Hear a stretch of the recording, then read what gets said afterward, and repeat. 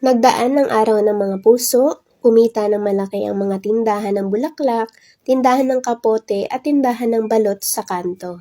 Malaki rin halos ang kinita ng mga sinihan, restaurant at mga motel maging ang mga pabrika ng tsokolate at stationery. Ang ligayang dulot ng Valentine's Day ay binalot sa mga regalong pinagsusumikapang ipunin upang mabigyan ng kahit kaunting saya ang pagbibigyan. Hindi mahalaga ang regalo, mas mahalaga ang pag-alala ng nagbigay sa binigyan. At ang kilig na naramdaman sa piling ng iyong pinakamamahal ay nakamit sa pamamagitan ng PDA at PMS o kahit sa simpleng HSWW na magsing irog. Ang mahalaga ay tumibok ang mga puso ng bawat isa.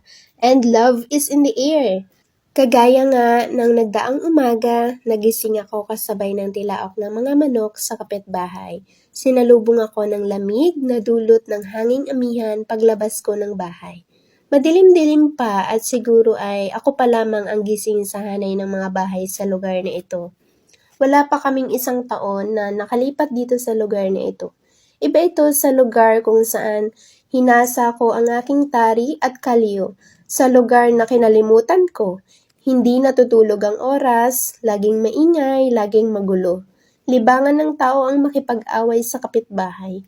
Ngunit sa kabila ng maingay at makulit na kapaligiran nito, natutunan kong mahalin ang lugar na iyon kasama ng pagyakap ko sa mga taong nakakasalumuha ko sa araw-araw. Naroon nga ang ingay at gulo, ngunit naroon din ang saya at ligaya na dulot ng pagsasamahan. Laging masigla ang buhay. Gigising kang masaya at matutulog na may ngiti sa mga labi habang sinasanay ang sarili sa pagtanggap sa mga aberya.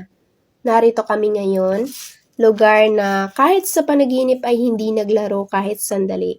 Tangay sa paligid ang katahimikan at sa umagay gigising kang kapiling ang halumigmig ng simoy ng hangin. Okay na rin kahit paano. Dito ko naranasan ang katahimikan na hindi na itaguyod ng ingay ng Maynila. Narito ako ngayon sa isang lugar na payapang namumuhay ang mga tao. Wala sa pusod ng laging nagmamadaling lungsod. Sa kalaunan ay pinapahalagahan ko na rin ang lugar na ito. Marapat lamang marahil, hindi dahil sa wala akong pagpipilian, kundi dahil siguro karapat-dapat lamang siyang mahalin. Matamis mamuhay sa isang lugar na ang musika sa katanghalian ay huni ng mga ibon. Sa kalapit na punong kahoy, masarap sa pakiramdam na ang kaniig mo sa gabi ay ang ilaw ng mga alitap-tap at liwanag ng buwan sa kabukiran. Ang anag-ag ng mga kumukutitap na mga bituin sa langit ay parang bonus na lamang sa buong magdamag. Okay na rin ang buhay. Malayo na sa mga bisyong sumira ng unti-unti sa buhay na maraming pangarap. Malayo sa daigdig na kahalubilo ang libo-libong tukso sa pagkatao. Okay na rin kahit paano. Masasanay din ako. Nasasanay na rin ako. Masasanay rin ako. Naisipan ko nang pumasok ng bahay. Hindi ko kaya ang lamig ng hangin. Tumatayo ang lahat ng balahibo ko sa katawan. Pinihit ko ang seradura ng pinto, ngunit sa laki ng aking pagkamangha ay hindi siya sumang-ayon. Nakalak sa loob. Siguro nang lumabas ako kanina, nakapindot sa loob ng hatakin ko pasara. Laking katangahan! Kumatok ako at pinagbuksan ng pupungas-pungas kong ina. Maraming salamat sa panunood mga kabinibini!